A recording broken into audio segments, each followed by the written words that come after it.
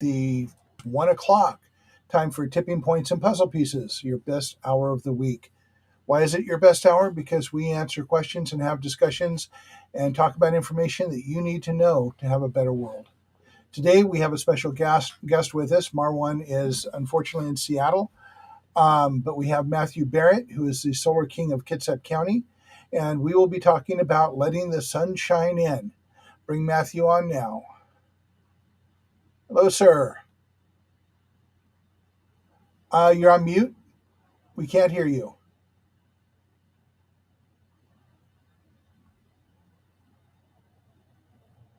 And still can't hear you. Hold on a second. Let me see if there's something on my end.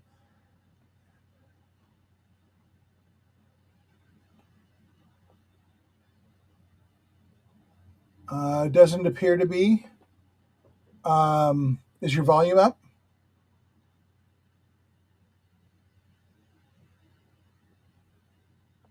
Okay.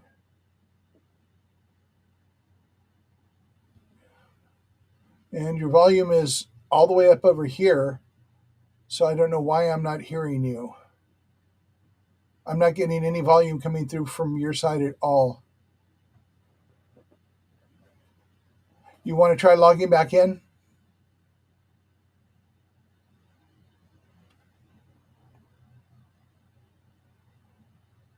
Okay. While Matthew's logging back in and seeing if we can solve the technical issues, we'll talk a little bit about what our discussion is going to be today. We're in the digital age, as we're being told right now. Let me bring Matthew back on. Hold on a second. Sir, say something. Still can't hear you. Let me turn that down all the way back up. I've got no audio coming through at all.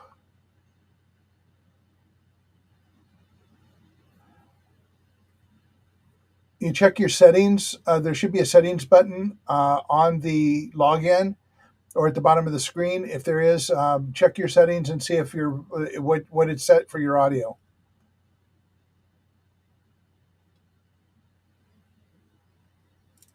I can see you're talking. Can't hear a word.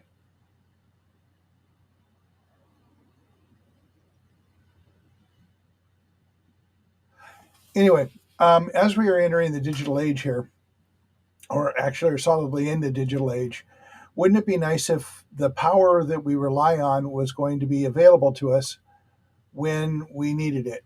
And Matthew is speaking. Unfortunately, we can't hear him. So unless there's a lip reader in the audience, we're just going to let him work on that for a minute and see if he comes to a place where he gets better signal or whatever the issue seems to be. And I don't see anything on my end that's stopping him from talking. So, okay, well, we'll just go on with this and hopefully it'll settle itself out. Our power grid hasn't really been significantly upgraded since the 1960s. There have been many innovations that have not been adopted. If you want to call me out on this, send me a message at mark@roseco.org, and I'll be happy to give you source material for any and all of that. We are having more and greater crises from lack of maintenance from the large utility companies. And we are seeing more and more failures every year. This is going to be endemic into our future. And considering we depend so much on power and more so all of the time, it would be nice if we had some security in that. And since the for-profit utilities don't seem to have any real great interest in improving that infrastructure, we need to talk about other alternatives and how we get those implemented. And as Matthew is traveling on the bus today, we are seeming to not be able to talk to him, but the discussion that Matthew and I have ongoing, as Matthew is the head of the Power for All project within the Kitsap Resiliency Project and is taking ownership of that, we're pushing for microgrids to start being installed. And if we can't get PSE to do that, we need to find other alternatives to make that happen, because microgrids give us a greater control locally than we would have on the major grid, and it will give us the benefit of possibly being able to keep our power on even if the grid goes down via storage. And it also allows us to start talking about seriously generating our own power. As I can see, Mike Matthew's hat says Lumio on it, and that's one of the companies that he works with and uses. And let's see if we can figure out what's going on here. I am got full signal on this side, and it looks like Matthew is freezing periodically, and the volume on him is all the way up on our side. So I don't know why he's not able to communicate through, but we'll just keep his pretty face up here, and I will point out why you want to talk to him. So Matthew he goes by the Solar King of Kitsap. Great nom de plume, but he works with several companies, and he's in conversations with lots of people that are dealing with upgrading the grid and looking at infrastructure. So we're going to switch over here out of this country for a moment, and we're going to go to Japan and then to Germany. In Japan in 2011, they had a massive earthquake, much along the lines of what is predicted here with the Cascadia Rising event. When that earthquake happened, we all know about Fukushima, the nuclear power plant that went down, and the crisis that was around that. There's far more crisis we can talk about, but we're going to keep this short. The main issue from that, of course, is the baseline power in Japan was greatly affected by this. Not to mention the cleanup that is ongoing, the almost total loss of the nuclear power plant. And because of this, Germany, jumping a little bit north and west, looked at this and said, yeah, we're going to kind of get out of nuclear. And they had decided to start shutting down their nuclear plants, replacing it with various forms of renewable energy. And actually, Matthew, if you could speak every now and again just to see if the sound is resolving itself. And you can hear me? Okay. So if I'm wrong in anything, shake your head no. So Germany voted to go off of nuclear in 2011, and they have been working diligently toward that end since then. And you think about that, it's only been 12 years, going on 13 years since they made that decision, and they've closed all but 6 power plants. Now, 2 of those power plants share borders with other countries and are part of their baseline power, so they cannot close those easily. But they will be closing the other 4 this year or next, and they are replacing it with tremendous forethought and foresight, and by building microgrids throughout the country and putting them in communities. They started out by paying farmers for power generated. So farms had wind turbines on them, and they were being paid for the power. So it's another crop that didn't take up any of the space that their other crops did.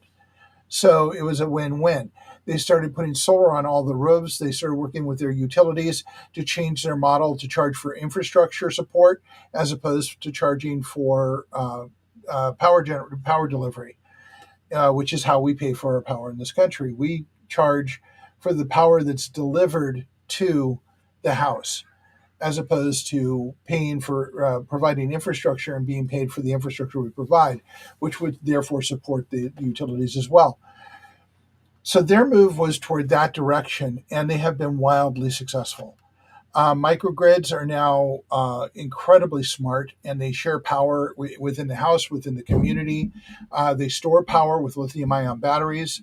And when I talk to our local utility, they say, well, renewable energy and storage are far too immature for us to use. Part of the reason they say that is profit and investment, but part of the reason The part of the more realistic reason they say that is because they're looking at grid delivery from a centralized location, and it becomes exponentially more complex to create a grid and deliver power from massive solar fields. Can you hear me now? I can hear you now. Okay, You can? I can. Oh my gosh. There we Okay. go. I have no. The digital age is alive. To Aries human to really mess things up, get a computer. Yeah, there you go. Wow. Okay. Okay. So yes, and I'm loving all the foundation that you're laying on this. There's been so many things that have just. There's been so many canaries in the coal mine. There's been so many for so much foreshadowing of the failure of the power grid. And thank you for giving the timeline on just a few of those things. That was great.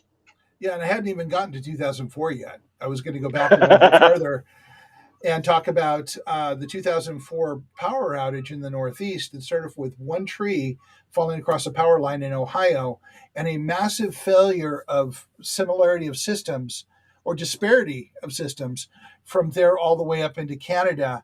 And the fact that no one knew what the alarm from one system meant in another system. And we had a cascading failure that took over 10 million people's power away for up to Yep. 2 weeks. Yeah, and it was almost a decade before they finally got rules on the books about trimming tree limbs around power lines to make that safe and consistent for everybody. Yep. So, yeah.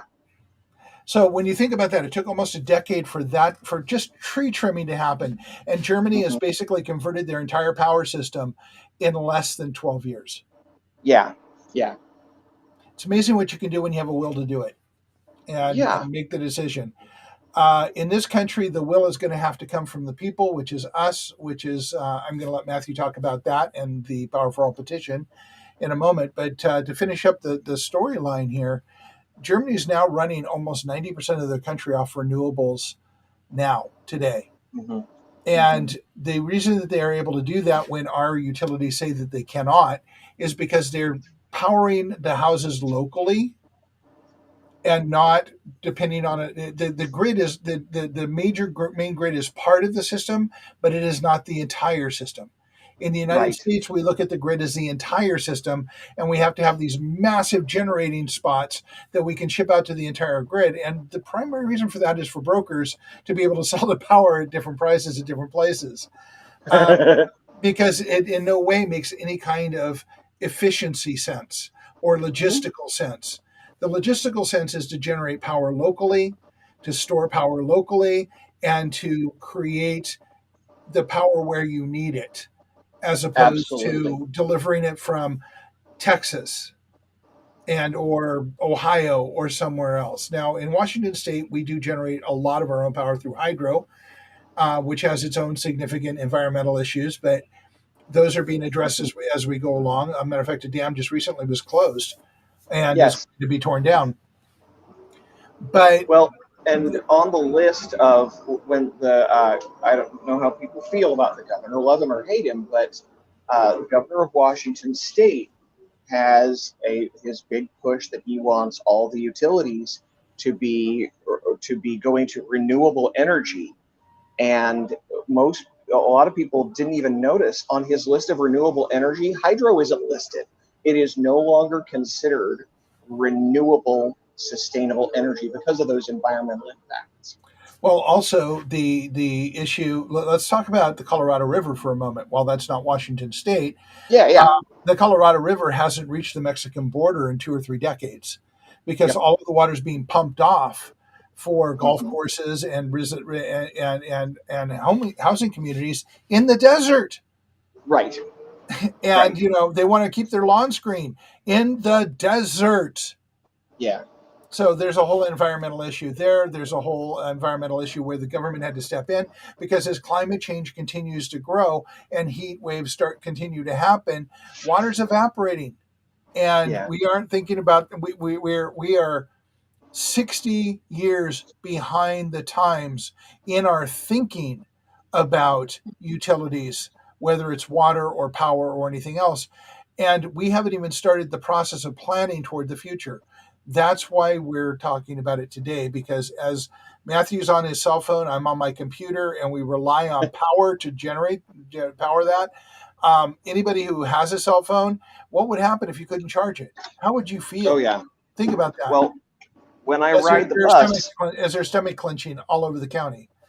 I bring this Blue Eddy with me. This is a portable solar generator. It can be charged off of solar panels or off of the grid at my house, and then I bring it with me on the bus, and it powers my the tablet that I'm on. My phone right now is my hotspot. I right now I'm using wired headphones because I don't want yet another point of failure for a system where the sound already went out. But I have wireless headphones that will charge, so I can be charging 3 devices at the same time, all while riding the bus. Yeah, and so he's got his own reliable power with him. And while I'm depending on ungrounded outlets in the house, which has one grounded outlet in the entire place. So, and how many people in Kitsap County have that same issue? How many people in Right. Kitsap County have electric heat and are reliant on electric heat? Too many. So, as we Yeah. go into the winter time and a power failure happens and your heat goes out, how will that impact you? Yeah. there's there's going to be a lot of, well, we're seeing this all over the world. One of the first things that Russia did when they hit Ukraine is they blacked it out. They wanted the power grid for when they moved in, but you remove the production of that power and the grid is useless. So that was one of the very first strategic moves they made, was to wipe out the power at the source. That's basic strategy.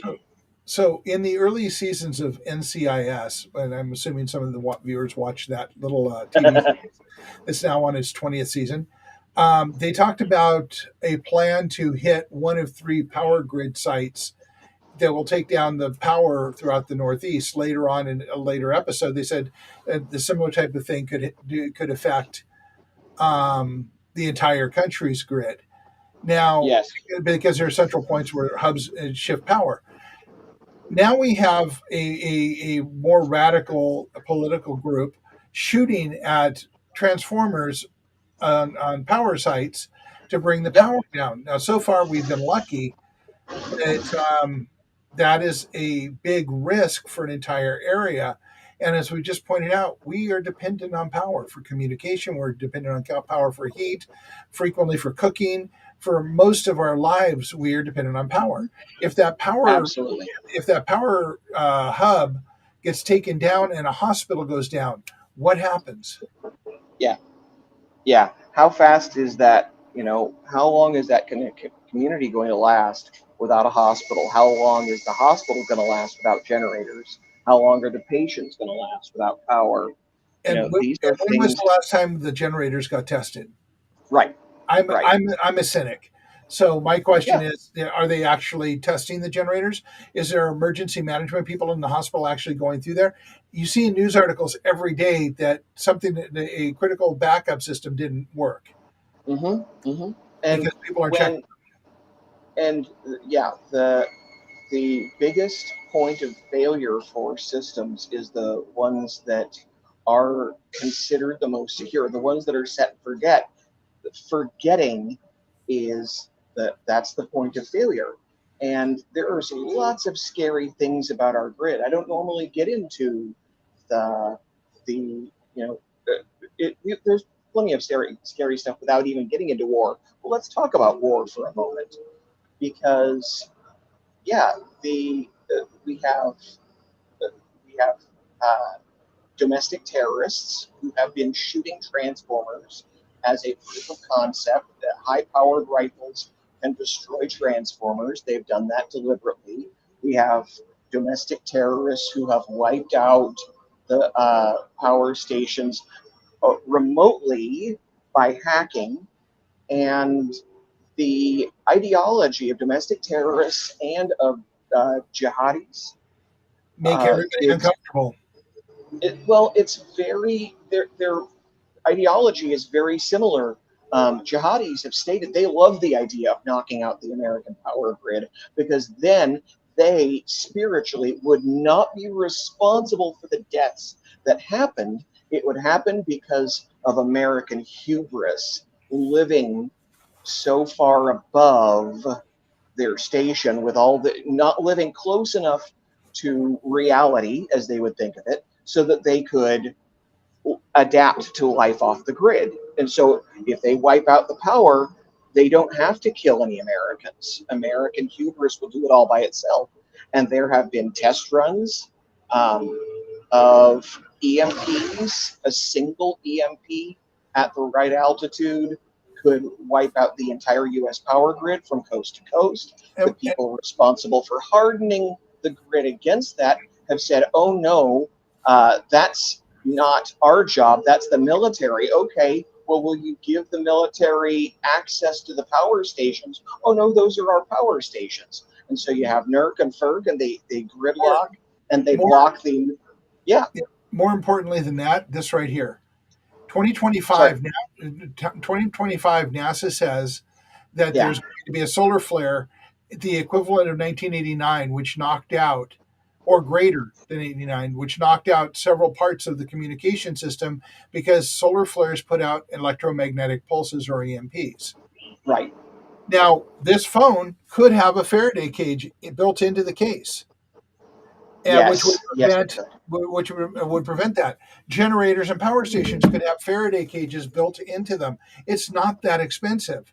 Ask the question whether they are built into them.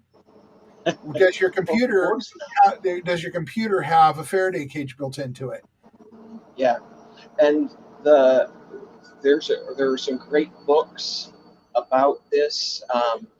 They're blanking on me at the moment. What is it? He's since passed away, but the head of um, the Task Force for National and Homeland Security was a great energy wonk, and he wrote a couple of books about this.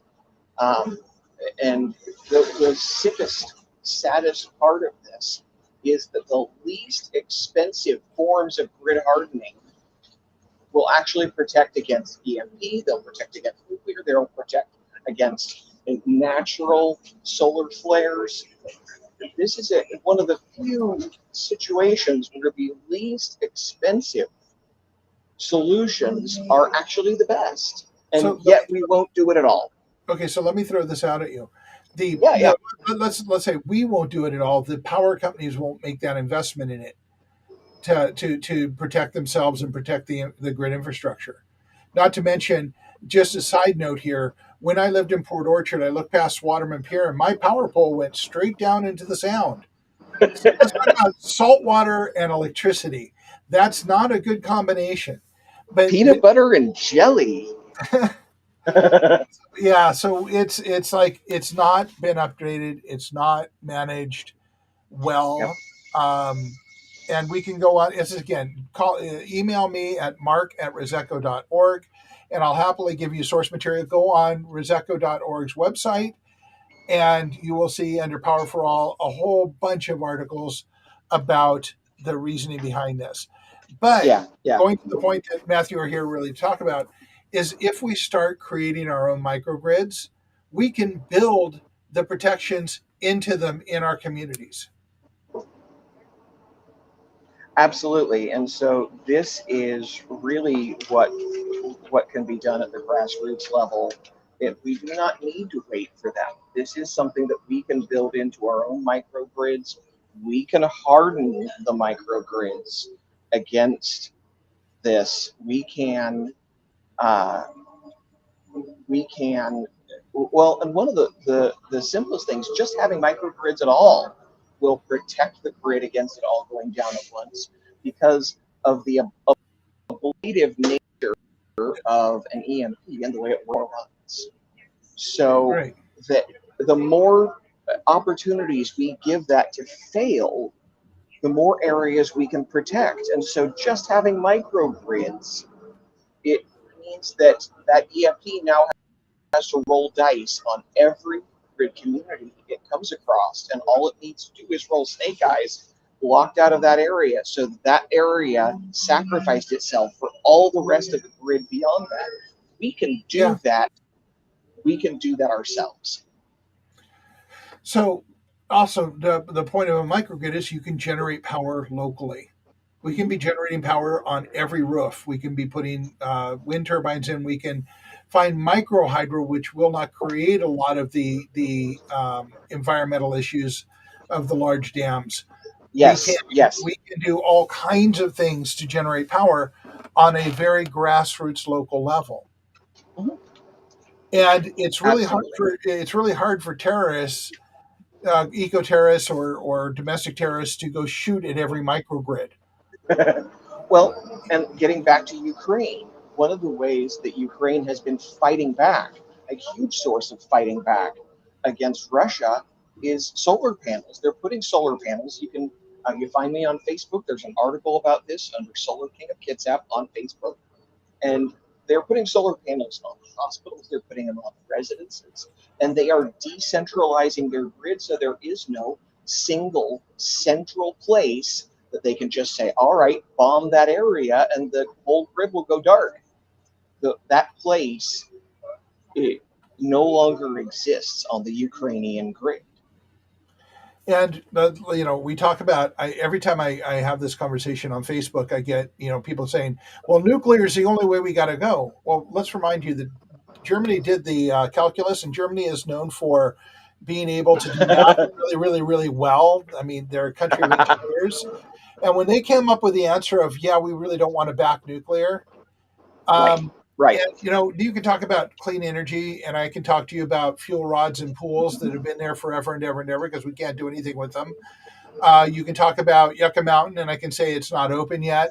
We can go back and Right. forth forever on this, but there's one dead center piece of this. It's built by the lowest bidder. Well, not only that, in my problem with nuclear, I don't have any problem with nuclear on an industrial scale. What you do, my issue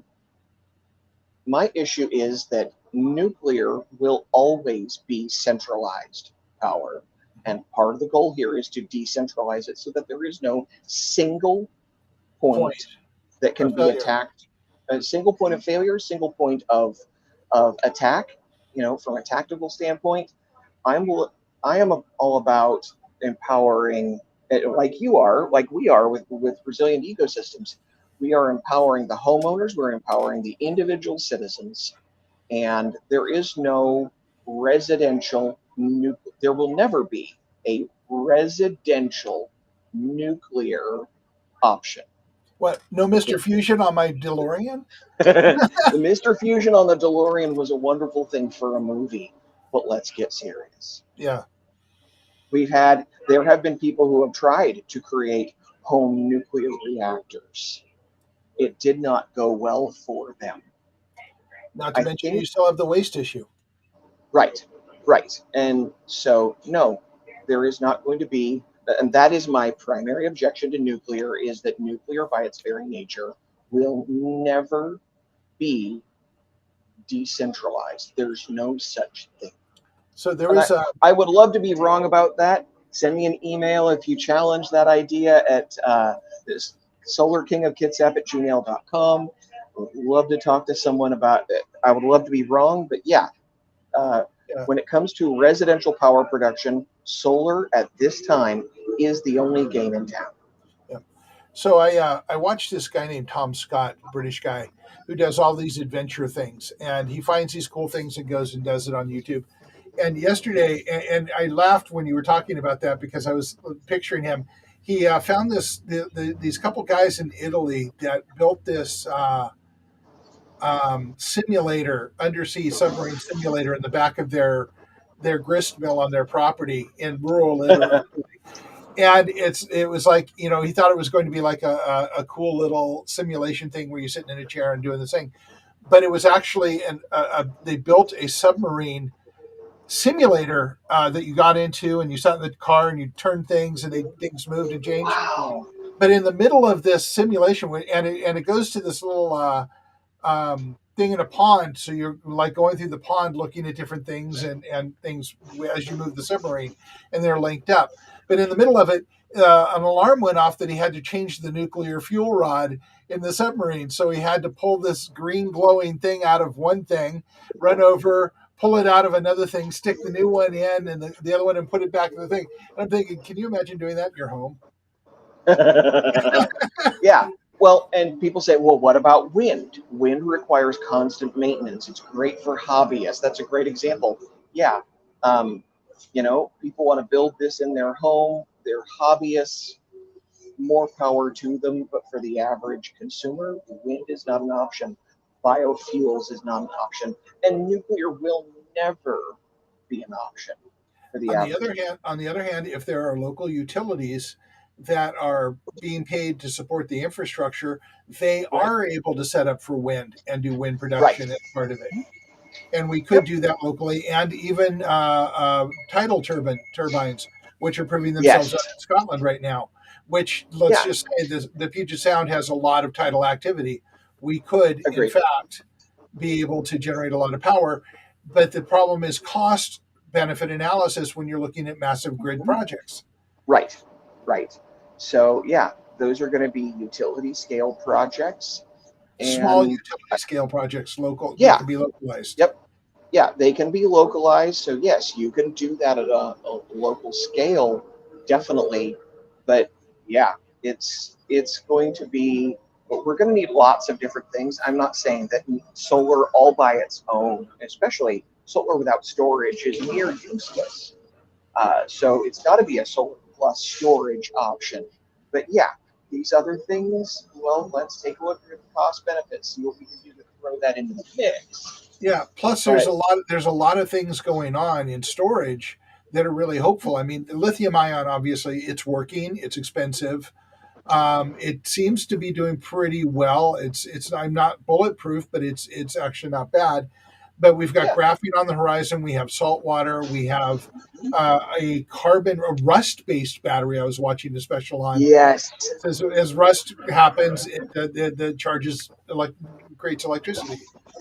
I one of these days I'm going to make a list of all the batteries, and I'm going to, because I call it the horse race, and I'm going to just go live and give people the update from the horse race. But there are so many different battery models in that system. And, you know, the technology there clearly needs to develop. There's also utility scale storage that could buy us time to develop that technology. One of my favorites is gravity batteries in abandoned coal mines. This would be a new use for these abandoned coal mines. They've got all the coal out of the seam, or it's no longer safe to mine. Those empty spaces could now be used to store ballast, and the moving of that can turn generators so that putting stuff into the mine and taking it out can store and release energy. And this is another one that I've got on the Facebook group Tech Horizon. There's a link to uh, a working model of this that it's actually been demonstrated. Well, not model scale like on a table, but no, they've actually done this in a coal mine, proof of concept, gravity batteries. And so we can have production at the home scales as the technology is mature enough for that, and that the storage can happen at different levels with the huge Great, amounts greater of security through a yes, diversified way yes, of doing it. we've And then got to diversify. I'm assuming that if it can be done in coal mines, it can be done in gold mines. Yes, yes. Yeah, So any of which brings up an interesting thing. A few years ago, a abandoned gold mine in Colorado, I believe, mhm. had a retaining pool which has all the nasty chemicals and all that the stuff in it, collapsed because it was improperly banked and went down the Colorado River, poisoning water Oh all the my way down gosh. into the Navajo Yep, agriculture yep. area.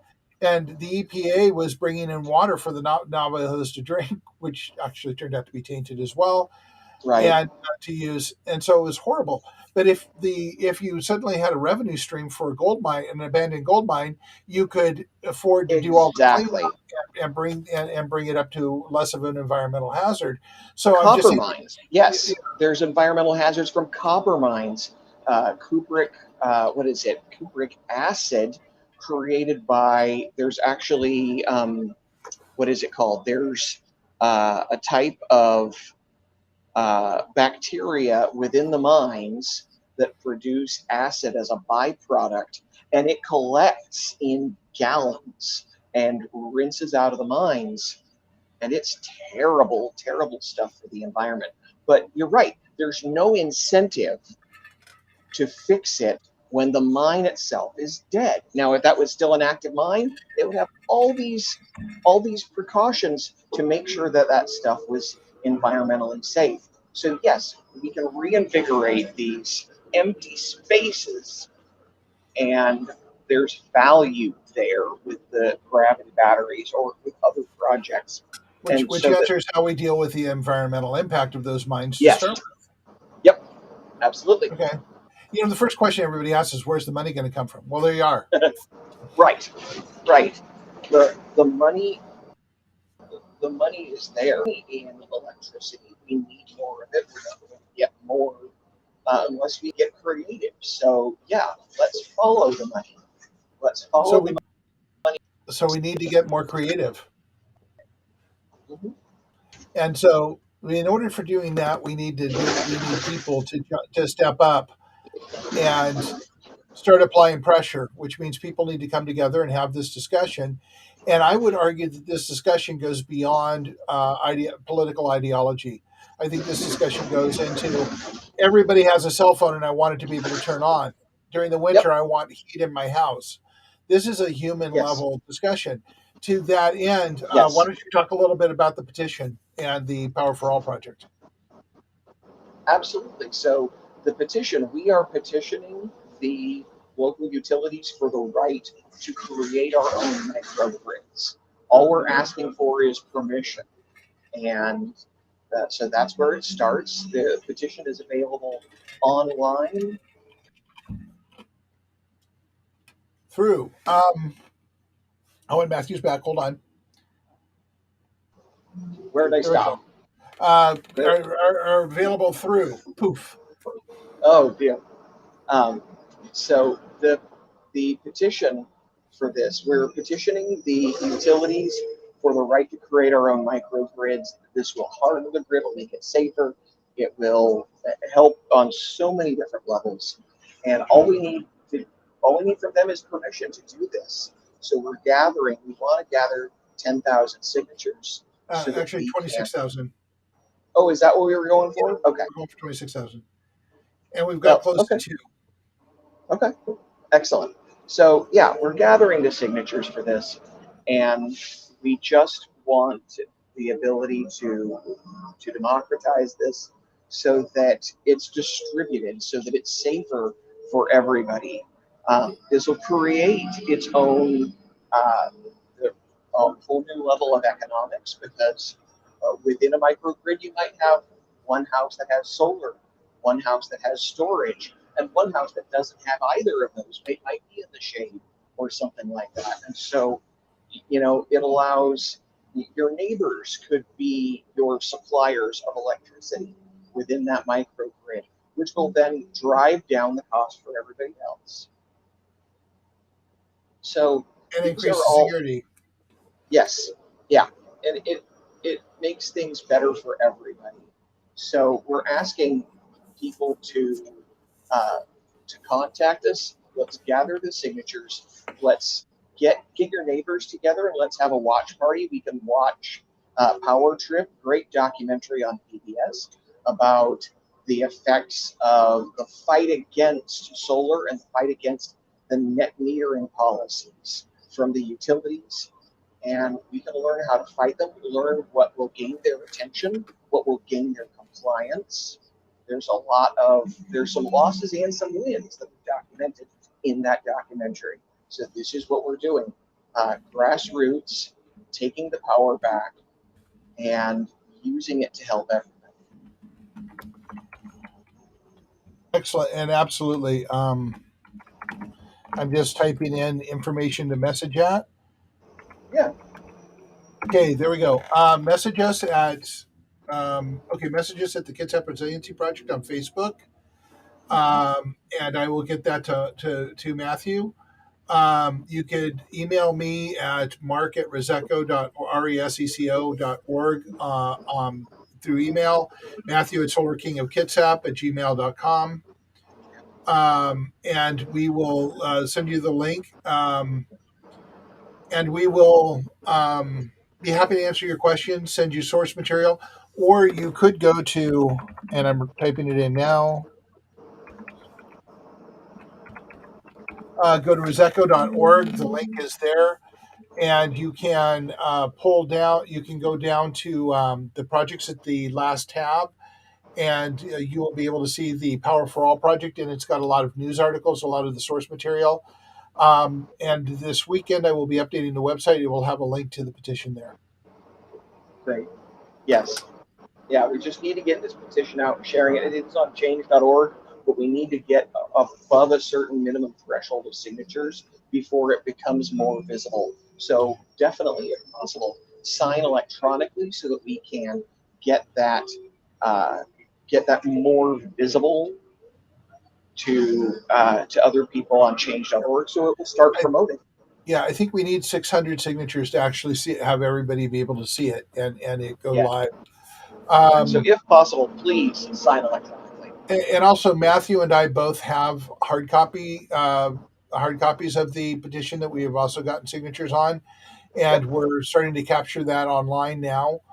And if you like the work this is going to be the pitch. If you like the work we do, you can go to Patreon and look up Resilient Communities and donate to us and help us do the work and get more money, because the other way we can get visible to everybody is pay a significant amount of money to change.org, and they'll be happy to open it up. So we'd actually rather get the signatures, because I think it's a more ethical and better way to go. Yes. So, yeah. And hold on just a second. I'll put that in the actually, I'll just, you can find it on our website at resecco.org. Our link to Patreon is there. You can go and see what we have to say about ourselves. And again, that's also going to be updated shortly. We have several events coming up. One of every Saturday, unless you see it on our page that we're not going to be there, we will be at Cups Cafe in downtown Bremerton on Pacific and 4th between 10:30 and noon every Saturday, to answer questions, to have a cup of coffee with, to talk about concerns and hope and the ways we can come together in community. We do workshops every Saturday through July 15th at the downtown Bremerton Library from 12:30 till 2. The reason I say July 15th is they are going to be closing down to put in a new heating and cooling system that they have desperately needed, and they will be down for several months. So stay tuned at the Kitsap Resiliency Project page to see where we move to from there. We will also, the workshop is about perspective and about the ways that we can change the world by bringing people together, starting one neighborhood at a time. We also have Stone Soup coming up in the fall, so stay tuned for that as well. So again, go to the Kitsap Resiliency Project page on Facebook. There's a lot of information there. All of our events are listed there. And if you want to get involved, you can send us a message from there, and we'll invite you to one of the working groups, of which there are 2. So, Matthew, how hopeful are you to have a renewable and reliable, resilient power infrastructure in the next 10 years? Oh, in the next 10 years, it's going to get a lot more reliable. It has to. There's too many factors. Um, we've got what is it? They talk about the flywheel. We've got to build up the momentum, and once we build up enough, uh, I'm expecting the next 5 years are going to be hard. The following 5 years, we're going to see a lot of progress, and really, um, the amount of progress we see in the second 5 years, it depends on how much energy we get during the first, because that's where we put in that energy, and then the second 5 years will be on top of the momentum of the five. So, So sign the petition and let's get some energy going. Sign the petition, share it on Facebook. Yeah. Yeah. Yeah. And I love the pun of let's get some energy going. Yeah. We've got this is you like that pun? How about this? It's power over. And you completely cut out. And you've frozen up. So you'll be back in a second. I did want to, as you were talking about reliable and you're talking about the flywheel, I was working in Silicon Valley when the offsite cloud-based computer movement started with all of the offsite servers and such. And there was one in downtown San Jose in an old mall. Yeah, I can hear you now. You're starting to unfreeze, but you're still kind of semi-frozen. Yeah, you're frozen and your words are breaking up. Okay. Yeah, you're going through one of those spots where the digital divide happens there. Okay. So I'll go back to telling the story about this facility. It's actually where eBay started out. They have multiple servers there, and it was in an old shopping mall in downtown San Jose, and I mean downtown San Jose in the old town. They had these repurposed diesel generators. Looks like you're starting to come back. You're still frozen, but you're much. Oh, there you go. Now you're moving. You're there. You're back. So, yeah, I'm just going to speak in the hopes that this is being recorded and that people are being able to see. Yeah, I really believe that there's so much that can be done if it doesn't require a lot of effort. You just need to pause, take a moment, and spread the word about some of these solutions so that we can get that momentum going. Power over your power. Yeah, power over your power. Absolutely. So anyway, I was talking about co-location facilities of servers. Although that's possible. Yeah, well, one of the things that fascinates me. Guessing that this is Mars. Well, it's probably that it is a problem in mine. Okay, can you hear me, Matthew? Are you hearing me? This might be the last time I do this on the bus. Yeah. Can you hear me, or am I silent? Okay, so he's not hearing me at this point. So I'll go back to what I was saying. There were these World War II, or actually Korean War issue, diesel generators with these giant flywheels that were in missile silos. And so this is a switch. I can hear him. He can't hear me. And in these silos, or they would put them up on the roof of this building, and the diesel generators, if the power went out, the diesel generators would fire up, and they would take very little energy to start the flywheels turning. And the flywheels would start turning, and they would start generating power. And there were 3 of them up on the roof of this building, and it was determined that with like 500 gallons of gas up there, Okay, with 500 gallons of diesel up there, they would be able to. He dropped off and come back. They would be able to run the entire city of San Jose for up to a week. Okay, let me bring him back in. Okay, can you hear me now? I can hear you. Can you hear me? I can hear you. You wouldn't be able to Okay. hear me because I was telling a story about about the flywheels on top of a co-location server facility in downtown San Jose. They came out of they came out of Cold War era missile silos, Oh and my God. they had diesel generators on them. There were three of them up there. They had 500 gallons of diesel on the roof to because this is the co-location facility where eBay got its start. Oh wow. So a lot of servers. This place had lots of servers, so power was kind of an issue. They needed to make sure they had power. Yeah.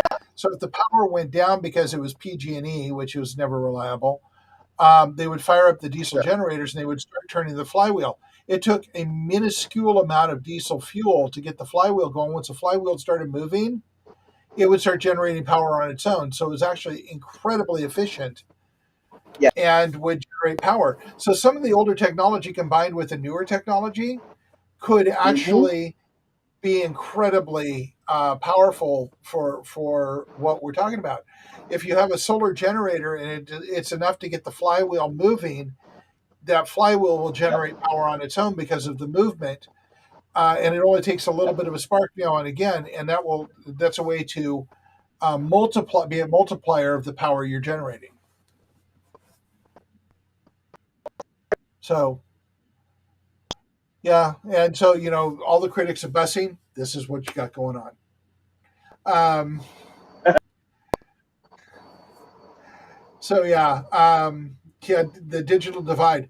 I will tell you one of my favorite things about Amtrak is they have good signal a lot of the way down if you're going to California on the train, and you can sit up in the club car and work. So anyway, hmm? I'm sorry, Matthew. What? You said something and I lost it. You kind of broke up in the middle there.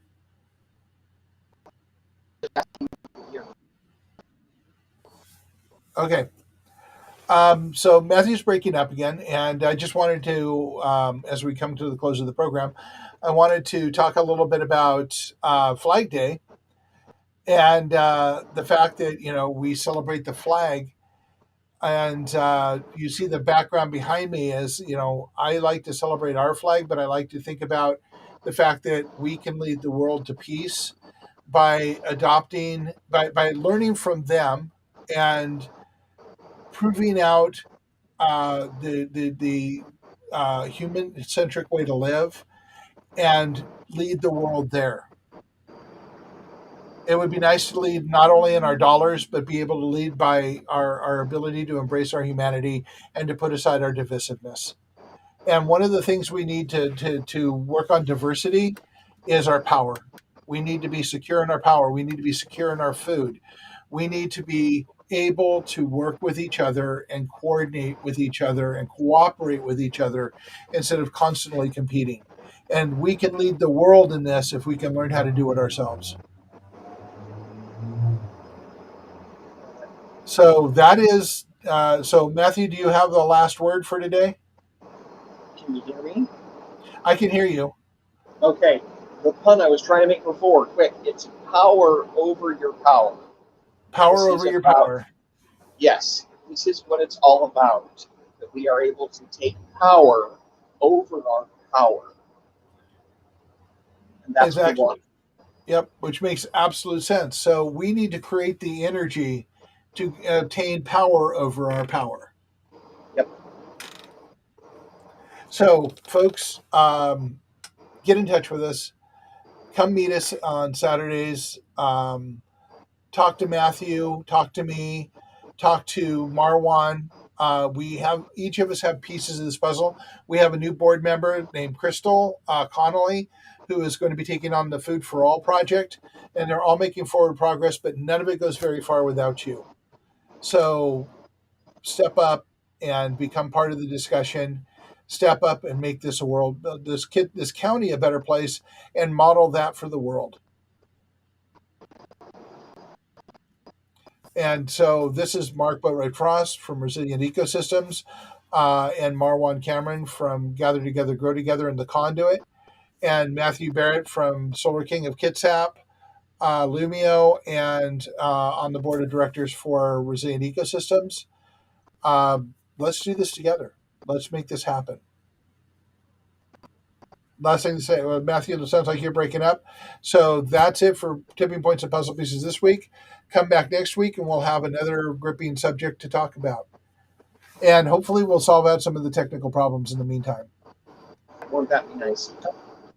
Yeah. Have a wonderful day. Talk to you all soon.